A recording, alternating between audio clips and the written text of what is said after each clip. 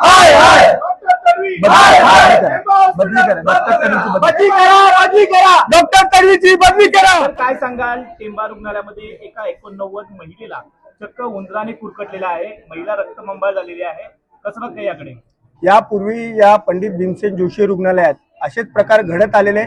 येथील डॉक्टर जाफर तडवी यांचं कुठलंच लक्ष नाही. यापूर्वी आम्ही तक्रार दाखल केलेल्या आहेत. यापूर्वी एक रुग्ण हॉस्पिटलमधून निघून गेला तरी प्रशासनाला आणि हॉस्पिटलला माहित नाही.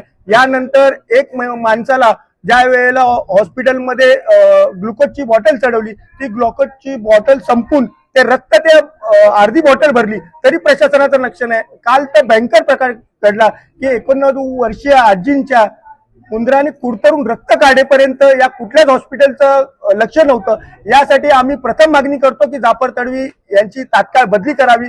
दुसरी गोष्ट आहे, राज्य सरकार हॉस्पिटल चालवत आहे, यामध्ये आमदार मंत्री हे दोघेही जबाबदार आहेत तितकेच, कारण की या ठिकाणी भारतीय जनता पार्टीचं सरकार आहे आणि यावर कुठलंच लक्ष नाही. आमदारांचं फक्त टक्केवारी, टाउन प्लॅनिंग मधनं येणारं कमिशन यांच्याकडेच कुठेतरी लक्ष आहे, कारण की मीरा भाईदरच्या जनतेवर कुठलंच लक्ष नाहीये. आता आम्ही गेटवरनं आतमध्ये येत असताना महापौर उपमहापौर हे भारतीय जनता पार्टीचे आहेत. त्यांना ही घटना सकाळी लोकांना कळाली, त्यांना आता कळाली, ते आता पाहणी करायला आले. हा फक्त पाहणी दौरा होता.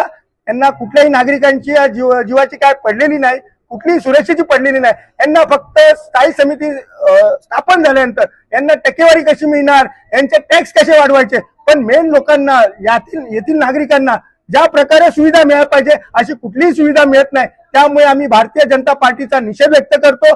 त्याचबरोबर या जाफर तडवी यांना तात्काळ निलंबित करत नाही तोपर्यंत आम्ही इथून उठणार नाही, ही आम्ही महाराष्ट्र विमान सेनेची मागणी आहे.